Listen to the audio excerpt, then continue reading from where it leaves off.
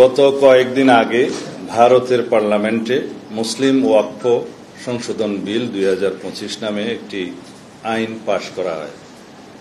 আইনটির বিভিন্ন ধারা বিশ্লেষণ করে আমরা দেখেছি যে ভারতের সংখ্যালঘু মুসলমানদের অধিকার খর্ব করা এবং বৈষম্যমূলক আচরণের চেষ্টা করা হয়েছে এই আইনে। ভারতে মুসলমানরা এবং বিভিন্ন মুসলিম সংগঠন এই বিলকে অসাংবিধানিক রাজনৈতিক উদ্দেশ্য প্রণোদিত বলে প্রতিক্রিয়া ব্যক্ত করেছেন। ওয়াকফ হল ইসলামী দানের একটি প্রাচীন ব্যবস্থা। ওয়াকফের মাধ্যমে কোনো ব্যক্তি স্থায়ীভাবে সাধারণ জমির মতো কোনো সম্পত্তি ধর্মীয় বা জনহিতকর কাজে ব্যবহারের জন্য দান করেন। এই ধরনের ওয়াকফ সম্পত্তি বিক্রি করা বা কারো নামে হস্তান্তর করা যায় না। ভারতের জনসংখ্যার 14% অর্থাৎ প্রায় 20 কোটি মুসলমানদের ধর্মীয় ঐতিহ্য, অধিকার, সংস্কৃতি ও স্বার্থবিরোধী এই আইনকে অপব্যবহারের যথেষ্ট সুযোগ রয়েছে, যা ইসলামী ধর্মীয় প্রতিষ্ঠানসমূহের পরিচালনার ক্ষেত্রে ব্যাপক বিপর্যয়কর পরিস্থিতি সৃষ্টি করতে পারে। ভারতে ওয়াকফ বোর্ডগুলোর অধীনে প্রায় 10 লক্ষ একর সম্পত্তির মধ্যে অধিকাংশই ব্যবহৃত হয় মসজিদ, মাদ্রাসা, কবরস্থান ও এতিমখানার মতো জনকল্যাণমূলক কাজে। নতুন আইনে পরিচালনা বোর্ডে অমুসলিম সদস্যদের অন্তর্ভুক্তির বিষয়টি বিতর্কের সৃষ্টি করেছে, যার ফলে মুসলিম নাগরিকদের সাংবিধানিক অধিকার ক্ষুণ্ণ হতে পারে। মুসলমানদের ধর্মীয় অধিকারে হস্তক্ষেপের কারণে এবং বৈষম্যমূলক আচরণের ফলে সাম্প্রদায়িক সম্প্রীতি বিনষ্টের আশঙ্কা দেখা দিতে পারে। এরকম কোন পদক্ষেপ রাষ্ট্রীয় পর্যায় থেকে গ্রহণ করা সমীচীন নয় বলে আমরা মনে করি। ভারতে অন্যান্য ধর্মাবলম্বীদের এই জাতীয় বোর্ডে অথবা কোনো আইনি সংগঠনে ভিন্ন ধর্মাবলম্বীদের কোনো অন্তর্ভুক্তি দেখা যায় না। সেক্ষেত্রে এই আইনটি একটি বৈষম্যমূলক আইন হিসেবে বিবেচিত হবে।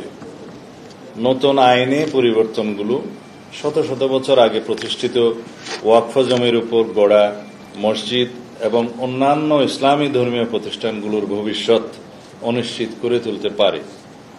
নতুন আইনে অমুসলিম সদস্যদের এই সম্পত্তিসমূহের ব্যবস্থাপনা ও প্রশাসনিক দায়িত্ব পালনে যে এখতিয়ার প্রদান করা হয়েছে তা মুসলিম নাগরিকদের ধর্মীয় অধিকারে সরাসরি হস্তক্ষেপের শামিল।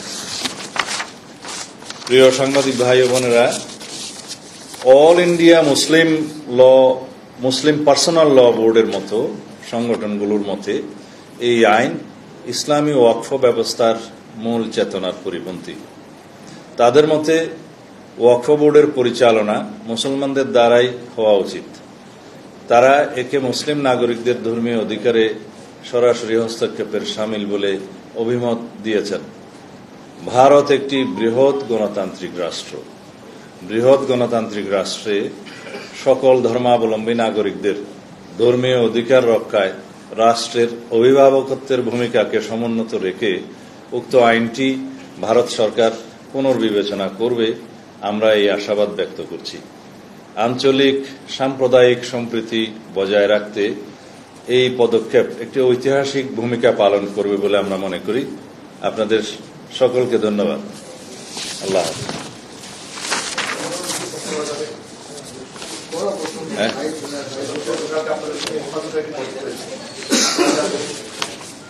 এটার উপরে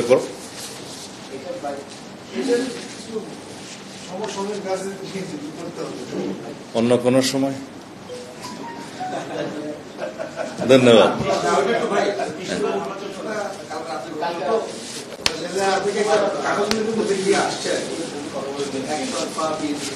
এটা আবার বলবো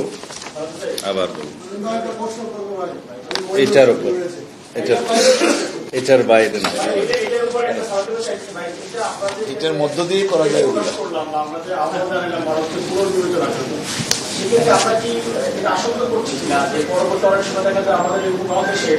কোনো একটি মামলার ক্ষেত্রে আমাদের বাংলাদেশে কোনো একটি মামলার ক্ষেত্রে ভারতের রেফারেন্স বা অন্য দেশের রেফারেন্স আমরা দিই অনেক সময়, এটার প্রভাব বাংলাদেশেও করতে পারে কিনা প্রভাব দেশের আইন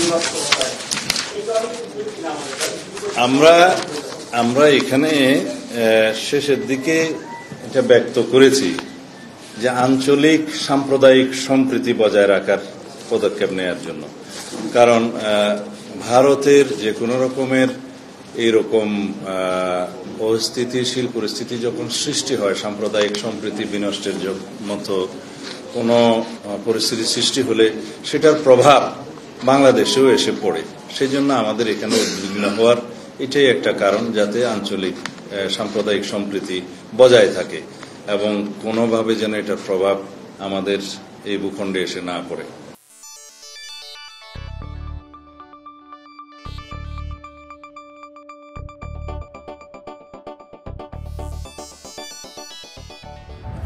আপনারা দেখছেন প্রবাস বার্তা।